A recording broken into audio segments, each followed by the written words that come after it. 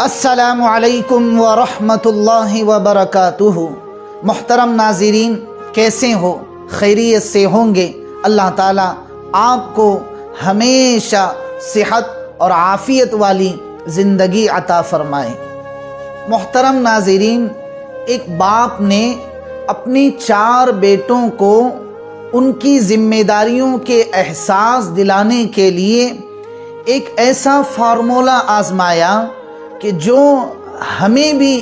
آج بہت کچھ سبق سکھا کر جاتا ہے۔ جی ہاں، آپ نے ٹھیک سنا ہے۔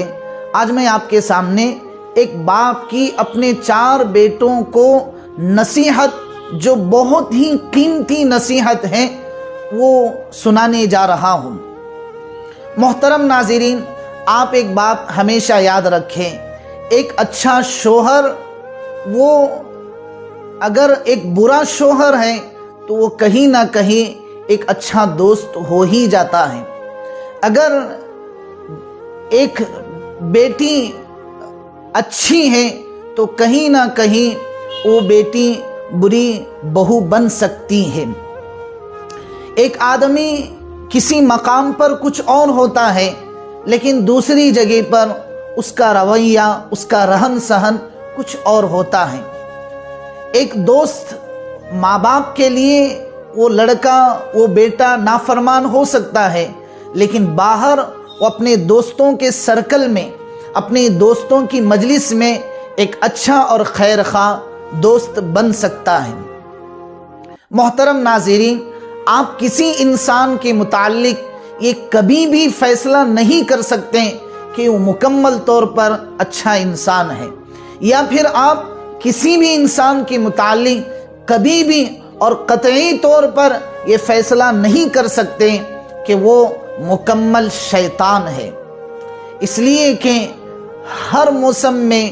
ہر طریقے کے دیکھنے کا انداز الگ الگ ہوتا ہے، اس لیے فیصلے بھی کچھ الگ الگ ہی ہوتے ہیں۔ ایک باپ نے اپنے بیٹے کو آزمانے کے لیے ان 4 بیٹوں کو ان کی ذمہ داریوں کا احساس دلانے کے لیے ایک مرتبہ یہ فارمولہ آزمایا کہ اس نے ان اپنے 4 بیٹوں کو الگ الگ موسم میں ایک بہت ہی بڑے دور دراز سفر پر روانہ کر دیا، اور انداز یہ اختیار کیا کہ گرمی کے موسم میں بڑے بیٹے کو روانہ کیا، ٹھنڈی کے موسم میں منجلے بیٹے کو، درمیانے بیٹے کو روانہ کیا، اور خزاں کے موسم میں تیسرے نمبر بیٹے کو روانہ کیا، اور بہار کے موسم میں چوتھے بیٹے کو روانہ کیا۔ اور انہیں یہ بھی اطلاع دی کہ جس سفر پر تم روانہ ہو چکے ہو، راستے میں تمہیں ایک درخت نظر آئے گا، آتے آتے سفر سے واپسی پر تم اس درخت کو ضرور دیکھ کر آنا۔ یہ 4 بیٹے مل کر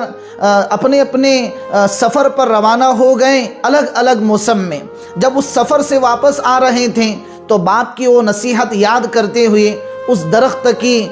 زیارت کے لیے، اس درخت کو دیکھنے کے لیے وہاں سے ہو کر گزرے۔ تو جو بیٹا گرمیوں کے موسم میں سفر پر نکلا ہوا تھا، اس نے دیکھا کہ درخت تو بہت سوکھا ہوا ہے، اور جو بیٹا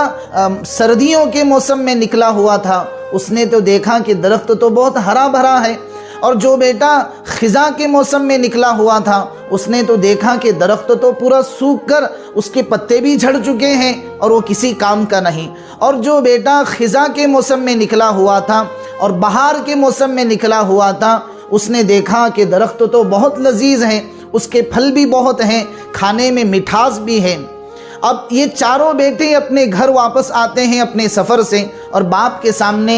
یہ پوری کہانی سناتے ہیں۔ باپ نمبر وار پوچھتا ہے کہ گرمیوں کے دنوں میں جو بیٹا گیا تھا سفر پر، وہ تھوڑا اس درخت کی منظر کشی کرے اور اس درخت کا حال سنائے۔ تو اس نے کہا کہ وہ تو سوکھ چکا تھا۔ اب دوسرے نمبر بیٹے کو پوچھتا ہے تو اس نے کہا کہ وہ تو پتجھڑ کے موسم میں تھا، تھوڑے پتے تھے، تھوڑے پتے گر چکے تھے۔ تیسرے نمبر کے بیٹے کو کہا تو اس نے کہا کہ وہ درخت تو کچھ کام کا ہی نہیں تھا، بس ہرا بھرا نظر آ رہا تھا لیکن پھل نہیں تھے۔ اور چوتھے نمبر کے بیٹے نے کہا کہ ان تینوں کی رائے غلط ہے، اصل ابا جان وہ درخت دکھنے میں بھی اچھا ہے، اس کے پھل بھی لذیذ ہیں اور وہ درخت پھلدار بھی ہیں۔ باپ نے ان چاروں بیٹوں کی یہ کہانی سن کر اور یہ منظر کشی سن کر کہنے لگا، بیٹے تم چاروں اپنی جگہ پر صحیح ہے، کسی کی کوئی بات غلط نہیں ہے، اس لیے کہ جس بیٹے نے گرمی میں درختوں کو دیکھا اس نے اس درخت کو سوکھا ہوا پایا، اور جس بیٹے نے سردی میں درختوں کو دیکھا اس کو اس حال میں پایا، اور جس بیٹے نے بہار کے موسم میں اس درخت کو دیکھا تو ہرا بھرا پایا، اور جس بیٹے نے خزاں کا موسم پایا تو اس درخت کو اس حالت میں پایا۔ لیکن کسی کی بات غلط نہیں ہے۔ یہ کہانی ایک بہت بڑا سبق یہ دیتی ہے کہ اسی طرح کا حال انسان کا ہے کہ انسان اگر ایک طرف ایک اچھا شوہر نہیں ہے تو دوسری طرف وہ ایک اچھا بیٹا ضرور ہوتا ہے۔ ایک بہو وہ ساس کے لیے بہت بری ہے لیکن دوسری طرف وہ ایک اچھی بیٹی بھی ہو سکتی ہے۔ ایک دوست اپنے گھر میں، ایک بیٹا اپنے گھر میں برا ہے، اس کے عادات اور اخلاق برے ہیں، لیکن وہ اپنے دوستوں میں ایک ضرور اچھا دوست ہو سکتا ہے۔ تو محترم ناظرین، آج کے اس میسیج میں اور پیغام میں یہ سبق ملتا ہے کہ ہم کسی کے متعلق کبھی کوئی قطعی فیصلہ نہ دیں کہ یہ بہت برا ہے،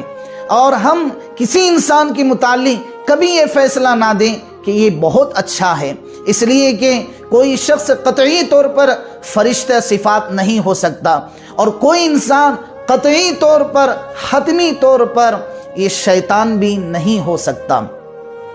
اس لیے کہ ہر ایک کے دیکھنے کا نظریہ الگ ہوتا ہے۔ کبھی انسان کو غصے کی حالت میں دیکھا جاتا ہے تو وہ دیکھنے والا اس کو سمجھتا ہے کہ بہت غصے والا ہے، اور کوئی انسان اس کو دیکھنے والا اس کو نرم مزاج میں دیکھتا ہے تو کہتا ہے کہ یہ بہت اچھے مزاج کا ہے۔ تو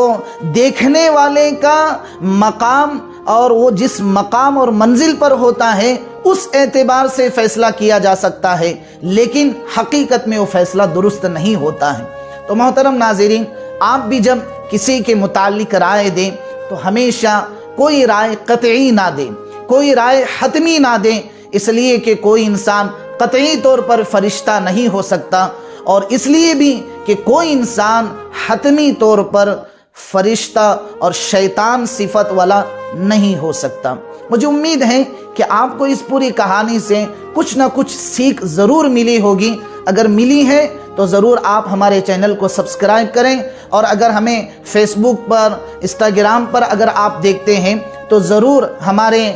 فالوورز میں آپ اپنا حصہ ڈالیں، اور ضرور دوسروں تک اس کہانی سے سبق حاصل کرنے کے لیے اس ویڈیو کو ضرور شیئر کریں۔ السلام علیکم ورحمۃ اللہ وبرکاتہ۔